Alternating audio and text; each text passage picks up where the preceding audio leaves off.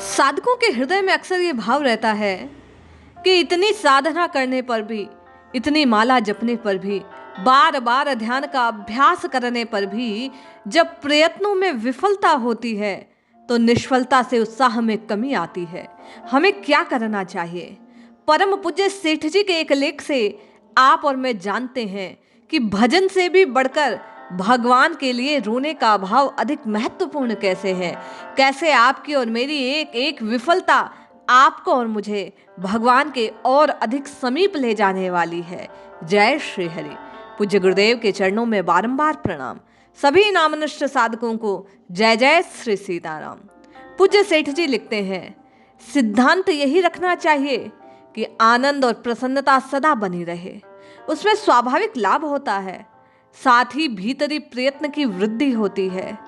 श्रद्धा के योग्य तो भगवान ही हैं, इसलिए मनुष्य को भगवान में ही पूर्ण श्रद्धा रखनी चाहिए। भगवान से जो प्रार्थना करता है, प्रभु अंतर्यामी होने से सब जान लेते हैं। कभी कभी चित्तवृत्तियों से कुसंस्कार होने से रुकावट तो होती है, किंतु प्रभु की दया से एक दिन में तो क्या एक क्षण में सब कुछ हो सकता है। श्रद्धा और वैराग्य ही उत्साह से साधन तेज करते हैं। भीतरी वैराग्य होना चाहिए। साधन से वैराग्य, वैराग्य से साधन तेज होता है। विवेक द्वारा वैराग्य से साधन तेज होता है। मनुष्य पराधीन होने से छूटने के लिए प्रयत्न करता है। पहले तो ये श्रद्धा करनी है कि हमारा साधन अर्थात भगवान का नाम जपना सर्वश्रेष्ठ है। ये विश्वास रखें कि भगवान मेरी पुकार सुन रहे हैं, सुनते ही, क्योंकि वे अंतर्यामी हैं। भगवान ये मांगना चाहिए कि प्रभु मैं तुमसे भजन के सिवाय कुछ ना मांगू, दर्शन के लिए कहीं नहीं कहता, फिर भी इतनी कठोरता क्यों? ऐसा विचार भजन में सहायक होता है। नित्य रोना, अनुभव करना चाहिए कि हमारी सुनवाई हो रही है कि नहीं। भगवान से बार बार जहां तक हो सबको रोने की स्थिति प्राप्त करनी चाहिए, क्योंकि भजन से बढ़कर ये भाव, नेत्रों में अश्रु का होना, हृदय का गदगद वाणी का होना, भाव विभोर हो जाना, ये भजन से भी बढ़कर है। भगवान से प्रार्थना करने पर वे अवश्य सुनते हैं, इसीलिए सदैव प्रसन्न रहना चाहिए। अवश्य अवश्य अवश्य आपके भाव की पूर्णता होगी। सदैव प्रसन्न रहे, प्रसन्नता के कार्य कर भगवान को पुकारते रहें। प्रभु की दया का भरोसा रखना सर्वोत्तम लाभदायक है। आशा प्रतीक्षा अच्छा साधन है। जिस प्रकार फोड़ा मवाद बाहर आने से साफ होता है, उसी प्रकार रोने से आंतरिक जो मवाद है फोड़े की, वो बाहर आ जाती है। समझो पाप हमारे से निकल गए, दोष स्वभाव से हम मुक्त हो गए, प्रभु के ओर नजदीक पहुंच गए। इसलिए भाव विभोर होते रहिए, भगवान के गुण की लीला के पदों को गाते रहिए। बार बार गाने से भाव पुष्ट होता है, और भाव के पुष्ट होने से भाव हृदय से, आंखों से अश्रु के रूप में बहने लगता है। पूज्य सेठ जी कहते हैं कि दृढ़ धारणा से भगवान की प्राप्ति होती है। ध्यान में सबसे अधिक सहायक वैराग्य है। उत्तम स्थान पर आसन स्थापित करना चाहिए। यदि भगवत चिंतन करते करते हमारी मृत्यु हो जाए तो इससे उत्तम वस्तु कोई नहीं। मन की सारी कामनाएं त्याग दे, आलस्य आए तो आंख खोलकर, आलस्य नहीं तो आंख बंद कर प्रभु का ध्यान लगाते हुए सोचे कि यहाँ अटल शांति है। ज्ञान के बाहुल्य में आलस्य रहता नहीं, केवल भगवान की पुकार होती है। स्वयं गीता में भगवान कहते हैं कि ब्रह्मचर्य व्रत में स्थित रहता हुआ भय रहित, अच्छी प्रकार शांत अंतःकरण वाला, सावधान होकर मन को वश में करके मेरे में लगे हुए चित्त वाला, मेरे परायण, मुझ में स्थित जो है उसे मैं मिलता हूँ। इस प्रकार मन को लगाइए। यदि ना लगे तो समझाइए, धिक्कारिए कि भला राम जी से अधिक कोई कुछ है। अचिंत्य का ध्यान कीजिए। भगवान स्वयं कहते हैं कि यदि कर्म न करूं तो सब लोग भ्रष्ट हो जाए, वर्ण शंकर करने वाला हो जाऊं, ये सारी प्रजा हनन करने वाला, मारने वाला बन जाऊं।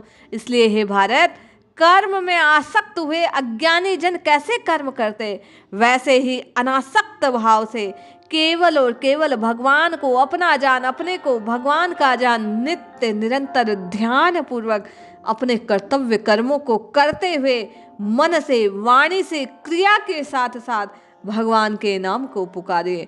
ध्यान में यदि भक्ति हो तो अधिक उत्तम। ऐसे ध्यान में ये श्लोक अत्यंत सहायक है। भगवान कहते हैं कि निरंतर मुझ में मन लगाने वाला, मुझ में ही प्राणों को अर्पित करने वाला भक्तजन, मेरी भक्ति की चर्चा करने वाला, आपस में मेरे प्रभाव को जानते हुए गुण और प्रभाव सहित मेरा कथन करता हुआ निरंतर संतुष्ट होता है, निरंतर वो मुझ वासुदेव में रमण करता है।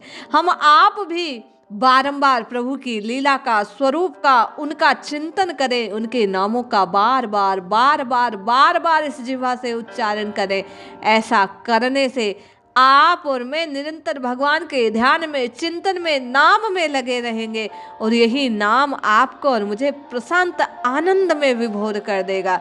जैसा भगवान श्री कृष्ण को एक बार प्रणाम किया जाए तो 10 अश्वमेध यज्ञों के समान फल प्राप्त होता है, उसी प्रकार बार बार उनको प्रणाम करते हुए उनके नामों का उच्चारण कीजिए। श्वास श्वास में उन्हीं को भजिए। मंदिर में इस प्रकार प्रतिदिन प्रणाम करने से उत्तम लाभ होता है। यदि सुतृक्ष, हनुमान आदि के समान लाभ चाहते हो तो मंदिर की शोभा को नहीं, केवल स्वरूप का निरीक्षण करो, केवल स्वरूप का निरंतर स्मरण करो। नाम जप पापों का नाश करने वाला है। पूज्य सेठ जी कहते हैं, रामायण पढ़ते समय राम जी की मूर्ति आ जाए, राम का उच्चारण करते स्वरूप सामने आ जाए, स्वरूप सामने आते ही जीवनी सामने आ जानी चाहिए। यह आसक्ति का अभाव है कि चित्तवृत्तियां निरुद्ध हो जाती है। हम मूर्ति को देखते हैं, मूर्ति को देखकर भगवान का स्वरूप याद आना चाहिए, उनकी करुणा, उनकी दीन बंधुता का हृदय में भाव आना चाहिए। भाव के आने से आपके और मेरे हृदय में भाव की अधिकता से वाणी के स्वर का गदगद हो जाना, नेत्रों से प्रभु के करुणामय स्वरूप का ध्यान करते करते अश्रुपात हो जाना, यही वास्तविक स्वरूप का याद आना है। पूज्य सेठ जी कहते हैं, मानसिक जप से बढ़कर गुप्त जप रखना चाहिए। अधिक ध्यान अर्थ सहित अधिक मूल्यवान जप निष्काम भाव से किया गया है। शरीर में जितने रोम है वे जपते जपते खड़े हो जाए, रोमांच हो जाए, यही उच्च कोटि का जप है। इसमें श्रद्धा की प्रधानता है। रग रग बोले राम जी तो आप और मैं निर्दोष हो जाएंगे। उपाय केवल और केवल इसमें परमात्मा प्राप्ति की उत्कंठा का जागृत होना है। जैसे भूखे को भोजन की उत्कंठा, प्यासे को प्यास की, पानी की उत्कंठा, इसी प्रकार भक्त को, साधक को भगवान को पाने की उत्कंठा होनी चाहिए। बीमारी में रोटी जैसे खारी लगती है, बीमारी मिटने पर वह मीठी लगने लगती है, उसी प्रकार प्रारंभ में भगवान के नाम में जप ना लगना साधारण है, लेकिन धीरे धीरे वही भगवान का नाम अमृत स्वरूप मीठा लगने लग जाता है। मन नाम जपते जपते स्वतः लगने लगता है। हृदय में संचित कर्म भगवान नाम की औषधि से नष्ट होने लगते हैं। पापों का नाश होता है और पाप नाश होने से भगवान से मिलने की उत्कंठा जागृत होना है। ये एक श्रृंखला है। पहले जिह्वा से नाम रटो, फिर उपांशु और फिर मानसिक जप, फिर ध्यान का स्वरूप आने लगेगा। वास्तविक भगवान के स्वरूप का ध्यान लगने लगेगा, हृदय में उत्कंठा जागृत होगी, फिर जिह्वा से, हृदय से, मन से भगवान का नाम छूटेगा नहीं। केवल और केवल महात्माओं की तरह भगवान को चाहते हुए, भगवान को अपना जानते हुए उनके नाम का स्मरण करते रहो। सब कुछ अपने आप बनने लगेगा, सब कुछ अपने आप होने लगेगा। भगवान ने देखा कि अपना बनाकर मानेगा तो भगवान आपको और मुझे झट से मिल जाएंगे। भगवान को उनसे अपना कहने, मानने, सुनने में कठिनता नहीं। भगवान तो शीघ्र पधारेंगे। केवल आवश्यकता आपको और मुझे उन्हें अपना बनाने की है, केवल और केवल उनको पुकारने की है। शूरवीरता ऐसी होनी चाहिए कि अपने आप को, अपने सर्वस्व को उनके प्रेम में आप और मैं झोंक पड़े, आप और मैं सब कुछ उनको अर्पित कर दे। अपने आप का अर्पण अपने आप को उनकी शरण में डाल दे। सुंदर सोही सूरमा लोटपोट हो जाए, ओट कछूरा के नहीं चोट मुंह पर खाए। प्रहलाद के समान अटल विश्वासी हो जाओ। रणत कुंवर के समान भगवान को हंसता देखते रहो, केवल भगवान को पुकारते रहो, केवल और केवल परमात्मा के नाम का स्मरण करते रहो। पूज्य सेठ जी कहते हैं, दृढ़ विश्वास रख, दृढ़ भाव से भगवान को पुकारने से भगवान तत्काल प्राप्त हो जाते हैं। और दृढ़ भाव की प्राप्ति के लिए मन लगे ना लगे भगवान को पुकारना आरंभ करो। जैसे ही आप और मैं बिना मन लगे भी राम राम राम राम राम राम जपना आरंभ रखेंगे, श्वासों का स्मरण रखते हुए, श्वास को भीतर खींचते हुए, रोकते हुए, छोड़ते हुए केवल नाम का उच्चारण करेंगे, तो निश्चय ही ये नाम अपना प्रभाव दिखाएगा, मन लगने लगेगा और मन के लगने से वे राम जी आपको और मुझे प्राप्त हो जाएंगे। इसलिए जिह्वा से रटना आरंभ कीजिए, मन अपने आप लगेगा और आपको और मुझे अपने परम लक्ष्य की प्राप्ति होगी। जय श्री हरि।